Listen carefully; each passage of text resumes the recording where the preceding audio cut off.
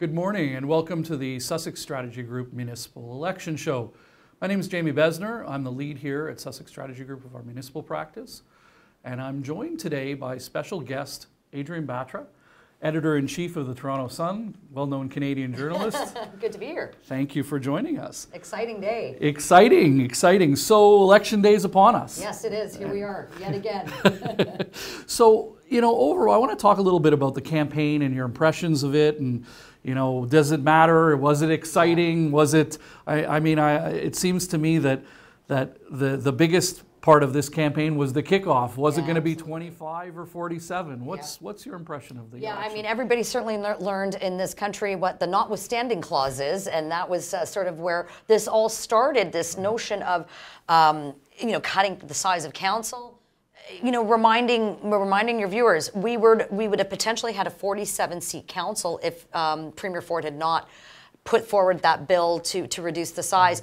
I think that was the most exciting part. No one's talking about that today, are they, Jamie? It's interesting. We've all moved past it. Quick memory. Absolutely. So we've all moved past it. We've all very much accepted that it's going to be a 25-seat council, which I think is far more reasonable.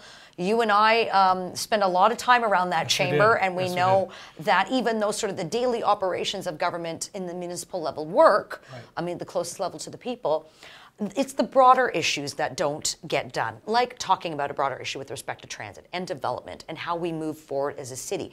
Those tend to get bogged down within everybody's sort of own little area. And so I think with a streamlined council, that will help. It will be useful. I've said this repeatedly. You can quibble with the process by which how Premier Ford and his government got there, but don't quibble with the results. And I think Torontonians will be very happy with it. Overall, we thought it was going to be a sleepy campaign. And then lo and behold, we now have the reduction. I think for my overall, I know we're going to dive in a little bit more about specifics. I think the mayor's race has been boring, but as Councillor Joe Mahavik aptly said when the seats were reduced to 25, on the council side, it's going to be like Hunger Games. So that has been the one area with respect to this race that I certainly have been paying a lot of attention. For our readers are very interested in obviously who they should support and what could be the composition of this new council and what will happen in the next 4 years. Well, that's exactly it. It's interesting. I mean, the 25-member council leads to a bunch of scenarios, frankly. What happens if the majority potentially goes against in the direction of the mayor? We have right now we have a left, a right, and a middle, as they refer to it, because there are no political parties. But with 44 members, it was a lot less likely that the mayor didn't have proverbial control of council. Yeah. A 25-member council poses a risk. Yeah, it's a lot easier to corral 23 people to get on board with you than it will be to get, I guess at that time it would be 13. Right. And because then you're going to have a speaker. That's right. And then and the mayor has a vote too. That's right. So it's going to be interesting in that Mayor Tory was vociferously opposed to the reduction. Right.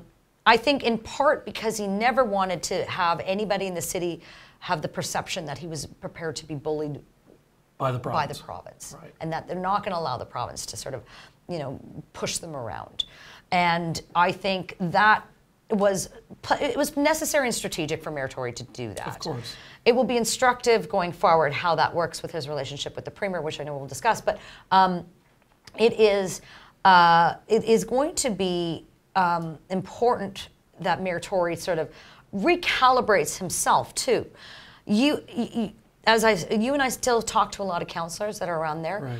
Many would argue, even the Toronto Sun recently endorsed Mayor Tory to be mayor again, but many councillors who would be perceived as sort of centre-right would suggest and argue that he's capitulated so far to what would be the left of council, with a whole host of issues, safe injection sites, the spending bike lanes and things like that. That aren't normally sort of small c conservative principles, but certainly things that happen around the municipal chamber, conversations that happen around the municipal chamber. So I will certainly be interested to see is For example, will garbage get outsourced this time around? Because that was a commitment. And it was something that we at The Sun and many Torontonians sort of held John Tory accountable for, like, you committed to getting this done, but you didn't.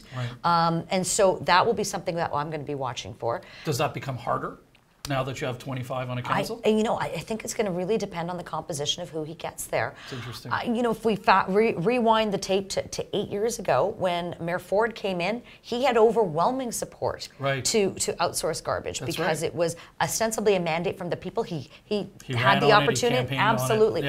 Tory hasn't done that this time. I haven't even heard it brought up once, frankly, which is just sort of indicative of how sleepy this campaign from the mayor's side has been. But there are a number of councillors who I think will be going back to the chamber who will make something like outsourcing an issue for themselves. I'm talking specifically about Councillor Jay Robinson in a battle with John Burnside. It's really unfortunate because those are two great councillors, but one of them can only be the victor, right? And so this is a situation where Robinson has been the chair of Public Works and Infrastructure. She was trying to push the agenda forward to outsource. We'll see if she's put in that same role again, what she does if she's successful. So that's just one area. But other things I think they would be looking for Mayor Tory is his staff is going to have to be very collaborative, his team around him, who he puts on the executive, how that's going to look. Will he have to pluck someone from the so-called left? Will he have to put someone in the speaker's chair that may be, will he support someone in the speaker's chair that is maybe from the so-called mushy middle? Because he doesn't have enough numbers to spread things around at this point. It's interesting. So it's akin to, I wouldn't call it potentially a minority government, Queen's Park, but it's pretty close. It's a good way of sort of thinking about it. I would think if you look at the ward races around the city, that I would say best case scenario, you have 15 or 16 potentially center right candidates that will likely get elected. Well, that's slim. That's slim. It could be less. I mean, we'll see obviously when polls close and it's as simple, Jamie. Maybe someone's not in their chair when the vote is happening. That's right, and that maybe happens. Someone's got a family issue, and so with such a potentially tight numbers for the mayor to work with, I think it's going to be very much incumbent upon him to really foster and frankly reforge some of those relationships, which I would argue have been fractured over the course of the last 4 years, only because those who would fashion themselves to be center-right believe in that, feel that he has maybe abandoned them in a way, and in favor of what would be easier. Some would argue. Do you think that's helped or hindered by the fact that he really didn't get involved in a lot of these races? So you mentioned Robinson and Burnside, for example. I think to date he's only endorsed 2 or 3 candidates across the city in the 25 wards. But he stayed out of a lot of those races with incumbent versus incumbent, and specifically with people who supported him on both sides. That's right. Does that help him in this endeavor, or does that hurt him? Well, that's a good question, because if it's someone who he didn't support that is in a tight battle, and sometimes the mayor's support and endorsement just puts him just that much over the edge, because John Tory's popularity itself, that matters. Of course. He's a very popular incumbent. And at 60-odd%, that's huge. It's extraordinary. And so that endorsement does make a difference, only in that it sort of tells your residents, okay, this is someone that's actually going to be part of the team. This is someone that is actually going to be on the leadership and making decisions to move this city forward. So if someone like that is in a tough battle and they end up in the council chamber, and Mayor Tory stayed away from endorsing them, that's an uncomfortable conversation. Of course. And one that I think he's frankly willing to have. But if you sort of think back, running slates, for example, slates of people who you support, it doesn't happen very often at the municipal level, especially in Toronto. But Mayor Tory in 2014 did come out, for example, in support of Kristen Carmichael-Greb. I think that, and in Eglinton Lawrence, and I think that put her helped put her a little bit over the top. So, and puts her in a good position, I think, for this time around as well. So you sort of look at it from who the mayor is prepared to put his neck out for. Right.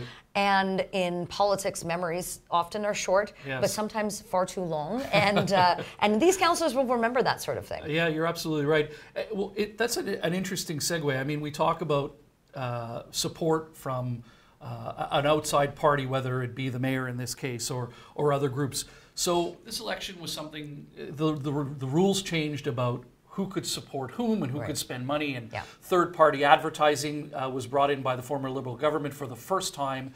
We see that in a municipal election. So we have this group called Progress Toronto that is a left-of-centre group with a very strong, they call it progressive agenda, that is putting forward candidates, supporting candidates. They've registered now as a third party. They're advertising, they're endorsing.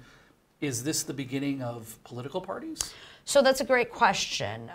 Look, there's municipalities across Canada that do have the political party system, actual party system, Vancouver in particular. There's this discussion all the time. Should we actually have formalized parties at the municipal level? There never has seemed to be a lot of that's never caught a lot of traction. So I sort of look at this Progress Toronto, or it's ostensibly sort of the municipal version of what was Working Families Coalition, which perpetually helped the Liberal governments get elected, and it was always very vociferously opposed to any Conservative that was running.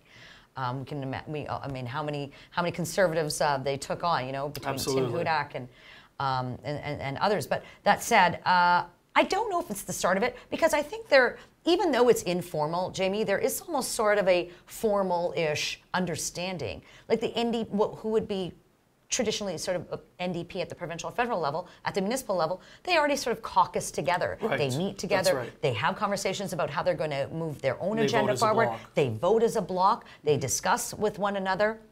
Maybe that's the challenge those on the so-called right have. It always has been. They don't have that collectivist mentality, so they're not that organized, right? You're absolutely right. So that's, I think, lends a great deal to the success of the left, especially at the municipal level. Not necessarily at the other levels of government, being provincial or federal, but certainly on the ground. That's where I think they were strategic by not completely and the full throttle endorsement and support of Ms. Keesmaat, who I'm sure we will talk about in a moment, but not supporting her full throttle, but actually then taking individual candidates in individual wards or ridings, however we're calling them now, and putting effort and money behind them in order to affect that change. So I think the face of council. That's right. Though I think this is a lesson for anybody on the so-called right that wants to also have a counterbalance, that this is a reality. They're going to organize more. They're going to fundraise more, especially if we see council, as you said, 15 or 16 that could be center right. If we see that, I think you'll see an organization such as Progress Toronto sort of really blossom to fight John Tory, to fight council at every single turn. So as an outside force, outside stakeholder, becoming the kind of opposition voice. And we can talk about that notion of the third party. Like, we have it in the United States, we have it at all different levels of government. It happens all the time. Special interest groups and have their way and have their say, and often. What's interesting, or I think what's different though of this is that this is not an issue-based group, and typically, as you mentioned, there's always been special interest groups. There's always, whether it be industry specific or whether it be a specific business group on the center right, or an environmental group or a not-for-profit. Yeah. But they're typically limited to an issue-based campaign. Correct. This is really the first time, though, we've seen a broad base. These are people that we, are collectively getting together and saying, we're putting candidates in every ward, we're going to focus on, and they're outwardly saying this. I mean, there's no secret about this. Correct. Saying we want to change the face of council, and they're targeting some specific wards. So they're targeting. We know that they're targeting Councillor Mamalidi in York Southweston. Yeah. I think it's it's in Ward. In Humber River, Black Creek. Sorry, the wards all changed names. They're new, so they all changed names. They're targeting Councillor Grimes in Etobicoke, amongst others, where they feel that they can pick up seats. Yeah. With the goal, obviously, of taking this majority. It seems everybody's chasing this magic majority. Suddenly that's attainable at 13 votes as opposed to 23 or 24. Well, sure, and I think if you and I were to sort of comb through all 25 of these, we could pick right or left and give either one of them a so-called majority, so to speak, or a minority. Or a minority. But yeah, I think it's an important conversation for observers of City Hall, for those that are in public policy, for those of us in the media, to watch this organization and see how much success they actually do have. It'll be very interesting. But on your specific issue point with respect to them being non-issue, they are on the left, and so we know. Just anecdotally, we know, of course, what the issues at the left, they are the bike lanes. It is about raising taxes. It is about expanding sort of the state and the size of government. It is about hiring more unionized workers. So even though they may not have picked, like, okay, we're going to advocate for bike lanes on every major corridor in Toronto, they may not have said that, but we certainly know that those individuals, based on who they're supporting, advocate for those sorts of things anyway. So it's an interesting construct which they decided to not push a single issue, more safe injection sites, for example, or whatever, and rather than put your message behind the people that will ultimately carry your message forward. Right. Yeah. Right. So the other part of that, I think that's also interesting, and I'd like your perspective on it is. Suddenly you have these 25, I'm going to call them super councillors. Right. So you now have 25 individuals who will get elected, who are sharing the same geography as their federal and provincial counterparts, who are very close to the people, who are dealing with issues on a day-to-day basis. I mean, we know when you do polling, typically most people will identify who their municipal councillor's name is, but have a hard time sometimes identifying who their MPP or MP is. Does that pose a threat to other politicians at other levels of government? That's a really good question. Are they all of a sudden? What are we creating here with this 25-person council? Well, I think we're creating a little bit more efficacy. I think, to be sure, and I think you're also sort of creating a situation where I often argue, because of my own philosophical views, municipal level of government has spread their tentacles too far and are in far too many fingers in too many pies. And so they don't necessarily do one thing really, really well.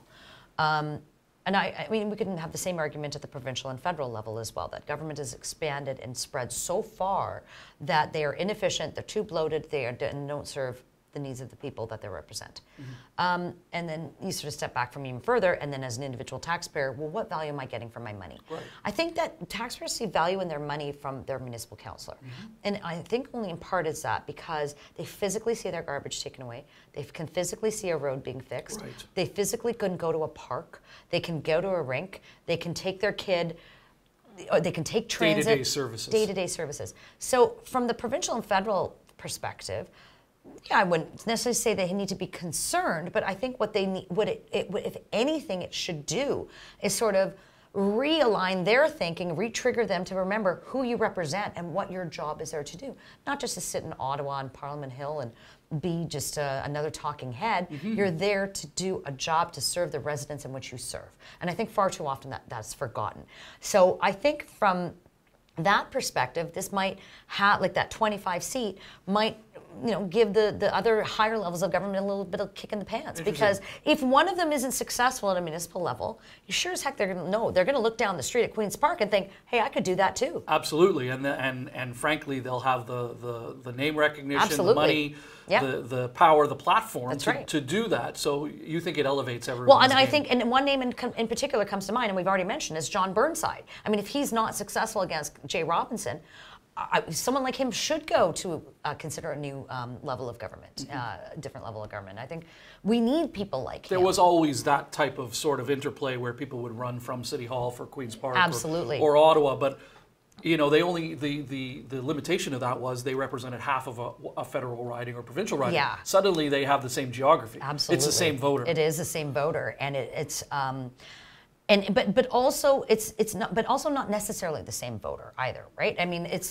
you're so used to having your one side of your ward, and then all of a sudden with the way they carved them out, You have this whole new bank of voters, different priorities, different challenges, different issues with certain communities. I mean, then, it's a quick learning curve. I think most of them are capable and competent enough to do so. Right. But watching over the course of the next 4 years is going to be interesting. It does not, however, take away from the fact that we're only going to see a few new faces around council. Obviously in Beaches, East York, because Councillor Mary Mark McMahon is not running again. Right. But we're going to see mostly incumbents back in their wards.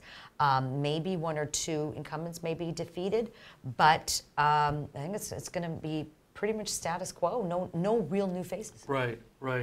So let's talk about a little bit. Let's talk a little bit about the next 4 years and the Tory. We mentioned the Tory-Ford dynamic with the cutting of council and the reaction the mayor had towards the premier in doing so, in his defense of, the status quo or the council decision of 47. How do you see that sort of go forward in the next 4 years? Is this an acrimonious relationship? Are they going to be able to work together? We know the city needs the province for money, fundamentally, and for participation in most major projects. Absolutely. So how does the mayor, if elected, we're presuming that he's going to get elected given the numbers that we see, but how does the mayor move the needle forward on major projects when we started this election off with such animosity and such a negative vibe? It's a great question. Here's my maybe not so bold prediction. I think John Tory is going to overwhelmingly win today. It's just the matter of the question now is just how big his plurality will be. Right. So, we've been political observers for some time in this province. John Tory has the job that Doug Ford wanted, but Doug Ford now has the job that John Tory wanted. Interesting. I mean, it's fascinating. This dance that these two families have done for some time is amazing. Really quite fascinating, isn't it? It is. And I think that adds to some of the acrimony, to be honest. But it is, it's going to be important, I think, for the mayor and frankly for the premier too, to make sure that they have a good functional relationship. But I think, and based on what you and I just finished talking about for the last number of minutes, as far as the ability for someone to get the votes on council to move their agenda forward, that is where the mayor is going to have those conversations with the premier about getting more power, giving the mayor more power. Maybe this is sort of the subtext to Doug Ford's overall plan with respect to the municipality of Toronto, that I'm going to eventually give the mayor new authority, more power. Stronger mayor powers. Exactly. Interesting. So right now, I think if we were asked Premier Ford how he feels about that, I think he would have some choice words.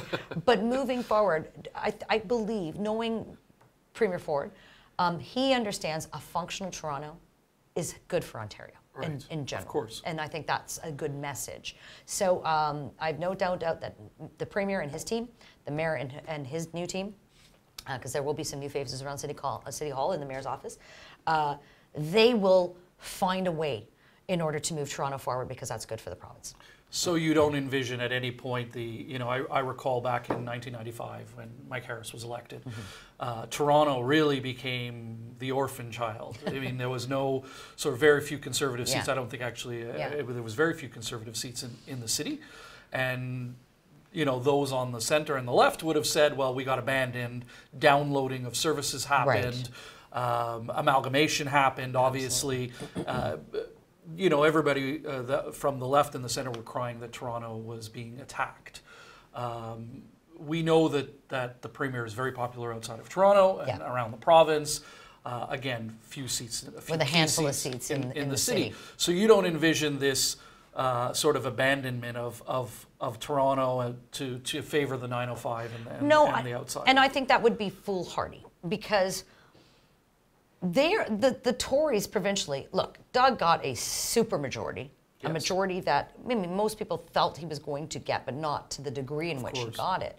But even the seats that they picked up, Mike Cole losing in Eglinton Lawrence in favor of the Conservative. I mean, she eked it out, but she still won. Very surprising. Kathleen Wynne, former premier, she barely won her riding. Right. So the Tories strategically long-term are thinking there is opportunity for us to not just have this Liberal fortress. We're not going to get shut out of it. Right. I mean, a riding like St. Paul's going NDP, which was extraordinary. There are opportunities for Conservatives to make headway. And if we were to actually go down and break down the numbers, they did a heck of a lot better in certain ridings than were expected as far as the vote share. Right. So I think it would be short-sighted if they then turned around and picked a fight with a very popular mayor, and John Tory will remain popular. And I think that Torontonians would take a dim view of that, and they would blame the province. Right. Doug Ford's stock is still very high, and he is popular in Toronto too, and in certain areas, to be sure. Right. Even if you go look at how he did in the 2014 municipal election, when he ran against John Tory, he almost eked that one out. Contest. So I mean, it's close. It is, yes. But look, the landscape in which we find ourselves in now, you have a popular premier, you're going to have a very popular mayor. The two are going to have to be bound and determined to work together. Right. So, okay, so we have a good we're presuming a good working Yes. relationship between Tory and Ford over the next 4 years. Till Tory does something to tick Doug off. Then it's all bets are off. Which could happen on any given absolutely. day. Or vice versa. Well, that's true. So, some of the issues you think you see moving forward over the next 4 years, I mean, we know about transit, we know about housing. What about things like, cannabis? We heard yesterday. This is the big news. It's legal now in Canada. And changes the landscape of the city and the country. It changes. So I think looking forward to 2019 is April 2019 when we're going to actually have the bricks and mortar stores. Right. In and that's Ontario. when it affects cities. That's when it's going to be interesting with respect to watching what municipalities do. And because under the former premier, both McGuinty and Wynne, the Liberal premiers, municipalities were not given opportunities to sort of reject certain things that the provincial government was going to impose on them. Right. Doug Ford has turned around and said, I want to empower you back as a municipality to reject or accept things that are big projects in your communities, such as whether or not you want a cannabis store. And we saw yesterday Markham did just that. So we're seeing some municipalities saying no. I mean, it's a bit odd to say in Markham, I'm going to say no, and then they could just go, 5 kilometers down the street and get it. Yeah, it's not an island. And GTA is not an island, yes. So I think from the cannabis conversation, there is going to be a bit of disjointedness there. But where all the municipalities, Toronto in particular, because this is the biggest market in the country, of course.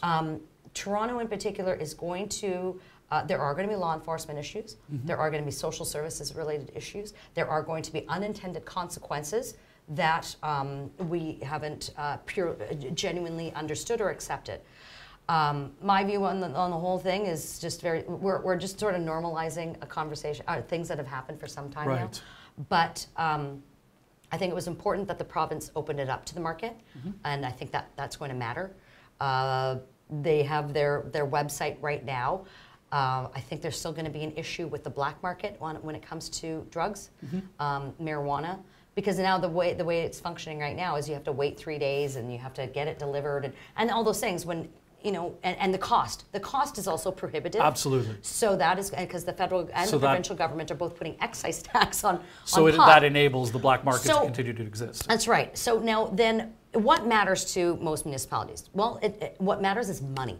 Are we going to be able to pay for our roads? Are we going to be able to pay for our law enforcement, our infrastructure, our future? So once those dollars, those revenues start trickling into the provincial coffers from cannabis, how the municipalities get a piece of that pie, so to speak. Will it be similar to what we did with gas tax revenue? Will it be similar to how we've done infrastructure? Those discussions are important and they need to start having them now. And that's why I come back to this notion of the Tory-Ford relationship. John Tory understands this. Doug Ford understands this. And so they're going to have to put whatever personal quibbles they have aside for the greater success of the province.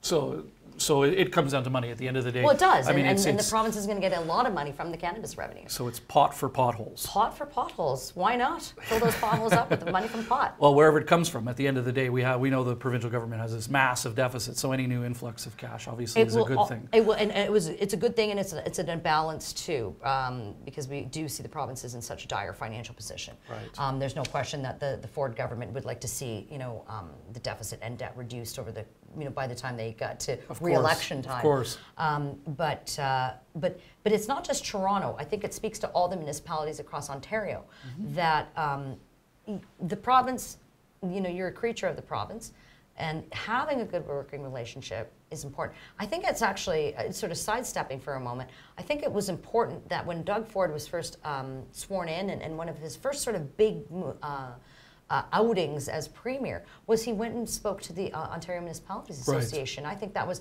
a really good coming out party for him, just to send that message that you have a friend at Queen's Park, you have a partner that wants to work with together. You, yep. and that's a message that John Tory has paid attention to as well. Interesting. So, where do we see? The mayor has said in the past that he was only going to run for 2 terms. I mean, we hear this from politicians all the time. All the time. So let's take him for face value at that point. The mayor gets reelected. Well, let's talk about legacy a little bit. Sure. I mean, I know it's election day and there's 4 more years, but let's talk about legacy, because there are some who have accused the mayor, specifically in this election. Talk about Jennifer Keesmaat, saying that he's accomplished really nothing over the last 4 years. So really, if you take that narrative, he has 4 more years to really build a legacy. Sure. So how do you do that? I mean, you've had 4. You don't have a lot of things necessarily. Yeah. He's been accused of not showing That's right. progress. In fairness to Mayor Tory, I think one of the things that sort of put him over the top in terms of the last election in 2014, he was the calm that Toronto needed after the storm.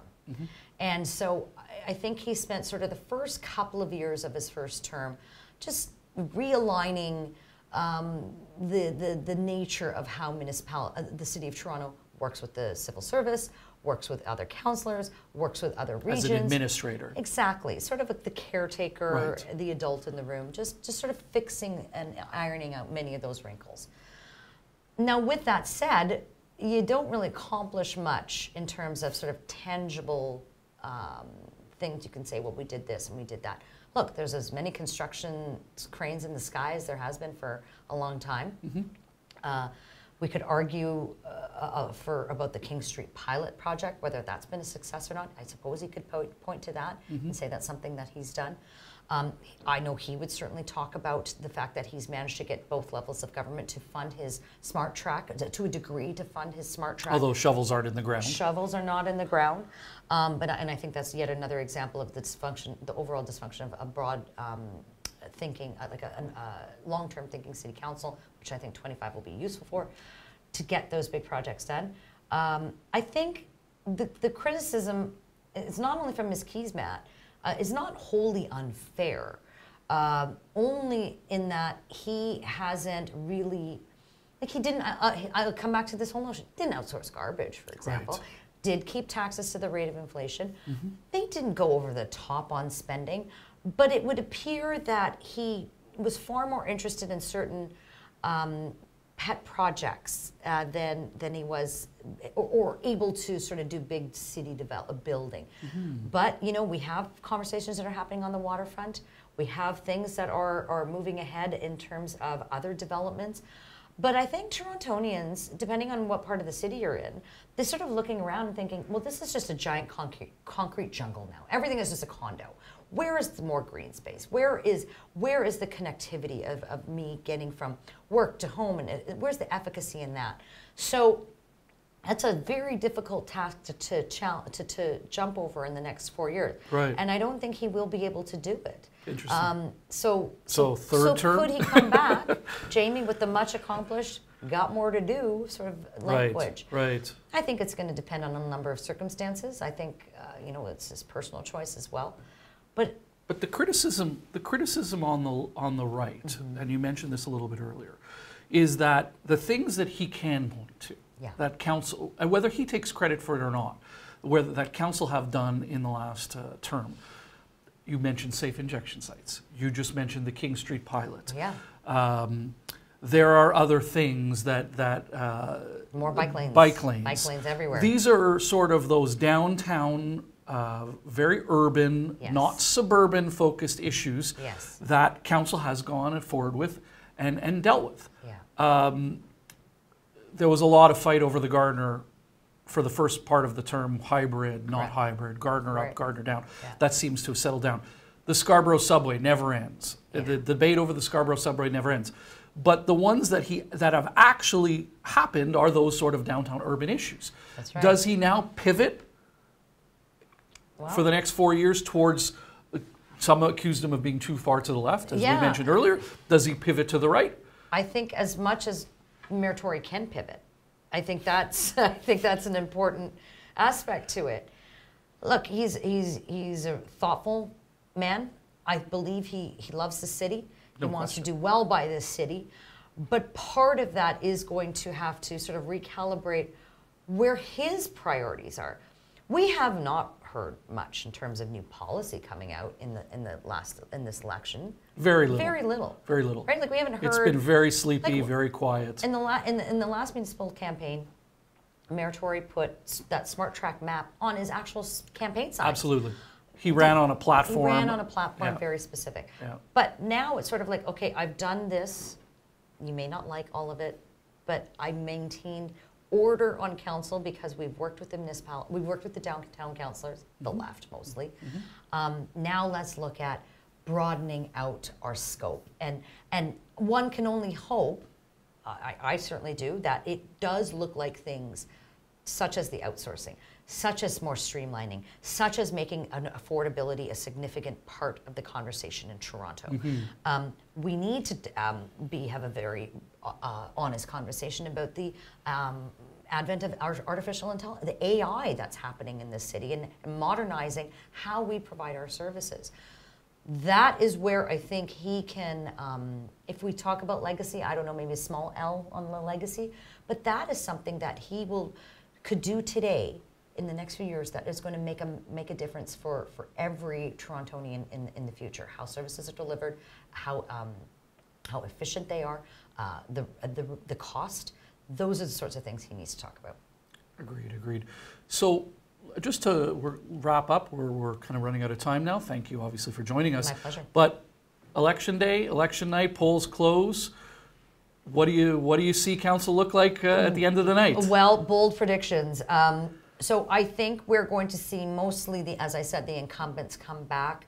Maybe one or two surprises, but the battles that we're watching, Peruzza versus Mamalidi. I think it's interesting. Of course, George Smitherman came back. That's a name that many of your viewers will remember, not only from his time at the Fringe. David Kaplan. Norm Gardner, for heaven's sake. A lot of these individuals coming out of the woodwork to try to put their name down. And then in fairness to them, they thought it was going to be at the time when it was 47. Right. So they didn't quite expect it to be where we are, but that's what makes it interesting. Yeah. I think we're going to see Kristen Wong Tam back at council. Mahavik versus Matlow is an interesting one to watch. Sure. Maybe slight edge to Matlow, but Mahavik has a very good Old ground guard, game. new guard. But that is what matters. Ground game. Your get out the vote. Who's got that ability? I think we're going to see Francis Nunziata coming back to council. I think we're going to see Michelle Holland coming back, and Jay Robinson. I think we'll see a newcomer, Jennifer McKelvey. I think we'll see her win out in Scarborough. Yep. That will be one of the upsets over an incumbent. And I think you will see Michael Ford win over Vince Crisanti. So just sort of trying to touch on all parts of the city. That is, I think... So that's a little bit of new blood on council, if you talk about that? A little bit. And an non-incumbent in the beach as well? So if this is the potential, as the way I see it, then I think we've got a really interesting opportunity moving forward in the next 4 years. And as I said earlier, tonight we're just going to see how big John Tory's plurality is. Fantastic. Well, thank you very much for your insight. My Always pleasure. a pleasure. Thank you. And we'll see you again. I appreciate it. Take Thank care. you. Thanks.